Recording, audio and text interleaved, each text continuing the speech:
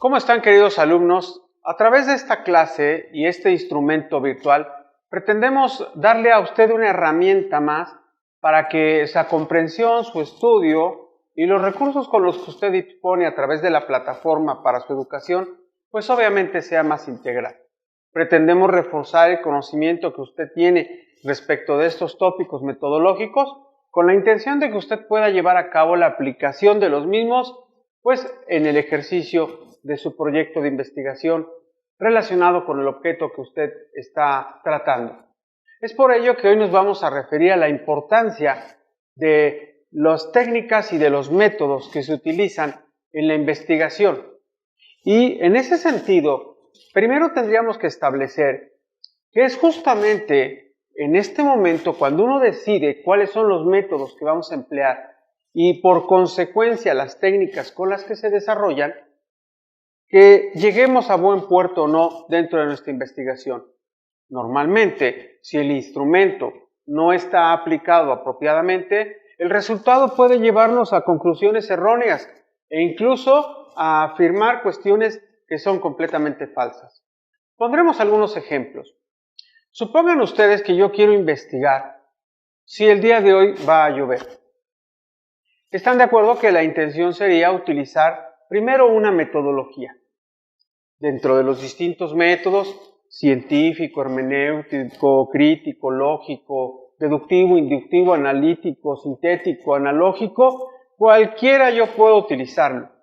Sin embargo, estos deberán estar complementados con la técnica y juntos, método y técnica, poder llegar a una conclusión que puede acercarse más a la verdad o por lo menos darme una conclusión que puede tener un porcentaje mayor de veracidad. Supongan que yo determino establecer cuál es el método discursivo. Y entonces este método, que es un método indirecto, puesto que en sí mismo no tiene información, yo decido obtener información de una fuente. Y entonces utilizo tres fuentes. Quiero ver el noticiario de la mañana y poner específicamente en el capítulo que se refiere al estado del clima.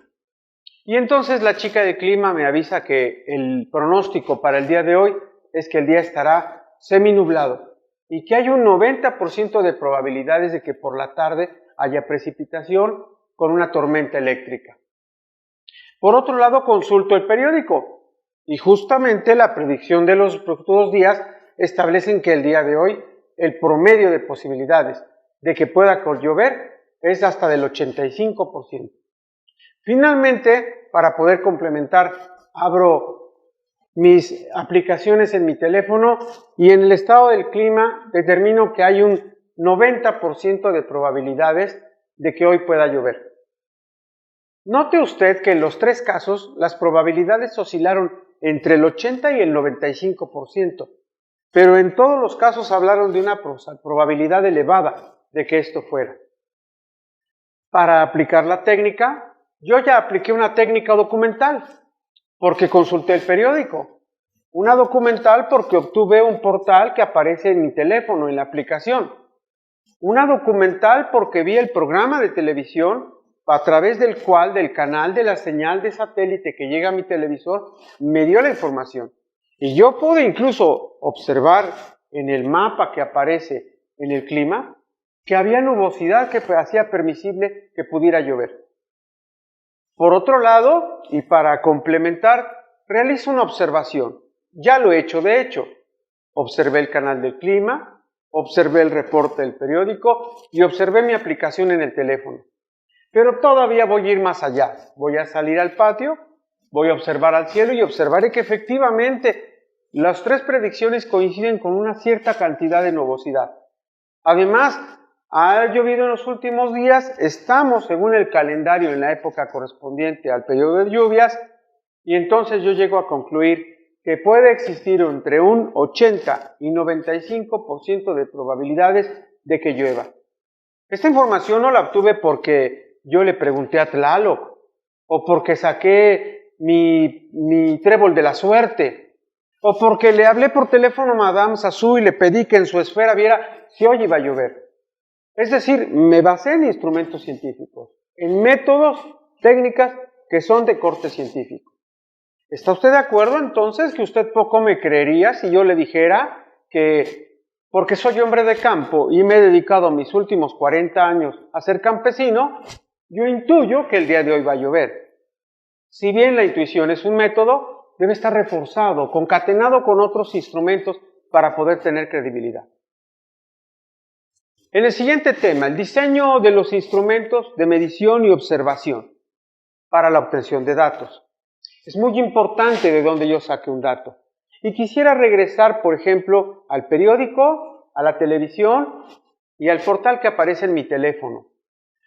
Con toda seguridad, todos ustedes no confían plenamente en la información que pasa en el noticiero. Muchas veces es equívoca o tendenciosa. Se ha mutilado con la intención de que nosotros sepamos solamente un porcentaje o una parte de la verdad. En el peor de los casos, que se nos distraiga la atención. Algo que padece el mexicano comúnmente es que puede estar tocándose un tema de importancia fundamental en el país, pero si ponemos la final de México-Brasil, donde México golea a Brasil 40-0, a la gente se le olvida la noticia importante y va al canal. Por otro lado, estarán de acuerdo que vi un periódico. ¿Cuál le parece a usted que sea un periódico que goce de credibilidad?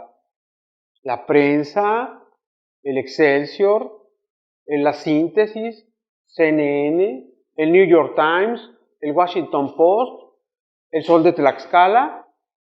¿Está usted de acuerdo que tendremos que medir el grado de confiabilidad y poder corroborar la fuente? Finalmente, el teléfono. Todos tenemos aplicaciones, Facebook, Twitter, el WhatsApp u otras redes sociales. ¿Usted confía en la información que aparece ahí? ¿Cómo podemos medir que esa información es confiable? Existen una serie de instrumentos que nos permiten poder establecer un nivel de credibilidad. Y me voy a referir, por ejemplo, en el caso de los periódicos, el número de suscriptores, el número de venta, el tipo de suscriptores o el tipo de audiencia que hace lectura o de lectores que tienen acceso a este periódico. A veces son instrumentos para poder medir. Por ejemplo, si yo le preguntara cuál es la mejor universidad de México, usted seguramente pensaría en alguna que tenga instalaciones grandes, tecnologías modernas, docentes de amplio prestigio, no sé, usted diga. Un parámetro que estableció una asociación a nivel nacional e internacional relacionada con la UNESCO determinó que el parámetro es el número de publicaciones. Las universidades que mayor publican son las mejor posicionadas. ¿Y sabía usted que en este caso la UNAM está en este primer lugar? A través de los trabajos de investigación que pretendemos que ustedes hagan, intentamos posicionar a nuestra universidad en una universidad que se prestigie precisamente por la publicación de sus investigaciones.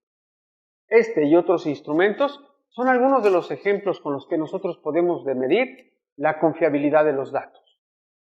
Ahora bien, en el último tema que abordaremos en esta sesión se refiere al diseño del marco teórico, el proyecto de investigación, específicamente algo que se conoce con el nombre del estado del arte.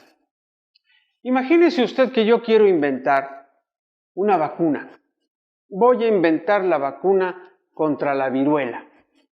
Y entonces pongo la definición de viruela, las clases de viruela, los tipos de viruela, las características de la viruela, porque estoy orientando una investigación para poder obtener la vacuna.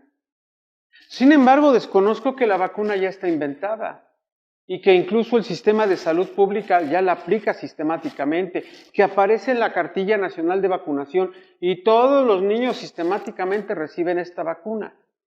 ¿Estará usted de acuerdo que entonces yo estoy perdiendo mi tiempo, puesto que quiero inventar algo que ya existe?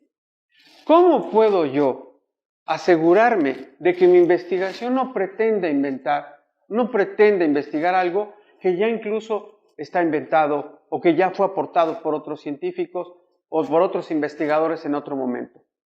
Es justamente entonces donde el investigador, para crear su marco teórico, es necesario que busque cuáles son los adelantos científicos, las ideas, las tesis, las investigaciones, los libros, los portales, las universidades, etcétera, que se hayan dedicado al estudio del mismo objeto de investigación. Por ejemplo, recuerdo que cuando estudié la Universidad Pedagógica, yo pretendía hacer una investigación respecto del lenguaje corporal y me parecía que era un tema innovador. Consideré que estaba yo básicamente creando un nuevo conocimiento a partir de algo que nadie se le había ocurrido investigar. Sin embargo, una vez que empiezo a investigar el marco teórico, me doy cuenta que no es así, que hay muchos estudios relacionados con el lenguaje corporal, algunos incluso que datan no solo del siglo pasado, sino el siglo antepasado, que ya desde los años de 1830, 1870, hubieron estudios para determinar este fenómeno en Inglaterra, en Francia, en España, en Alemania. Incluso autores que, como tal, tomaron el tema en cuestión. ¿Cuál sería entonces la idea de que yo construyera el marco teórico a partir de estos estudios? Pues justamente recuperar la experiencia. Que yo no empiece de cero, sino que mi trabajo lo oriente hacia el perfeccionamiento, hacia buscar una nueva arista, hacia buscar una nueva línea, formular una nueva hipótesis, establecer una vertiente diferente de un tema ya investigado, pero no partiendo de cero, sino partiendo a través de los estudios que ya otras personas han realizado. Y con esto seguramente ustedes se darán cuenta que evitaremos mucho tiempo perdido. Al contrario, normalmente, cuando tú defines tu objeto de estudio, una vez que uno va investigando y encontrando lo que otros han hecho, nuestro objeto de estudio se va transformando.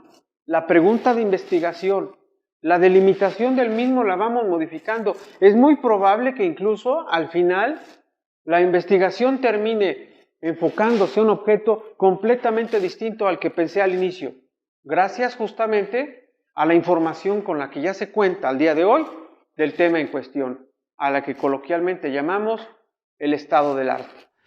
Solo quisiera agregar, como es costumbre y como lo hemos practicado en cada una de estas sesiones, mencionar una frase que le haga a usted reflexionar acerca de esta labor investigativa que usted está realizando. El aspecto más triste de la vida actual es que la ciencia gana en conocimiento más rápidamente que la sociedad en sabiduría. Isaac Asimov. Muchas gracias.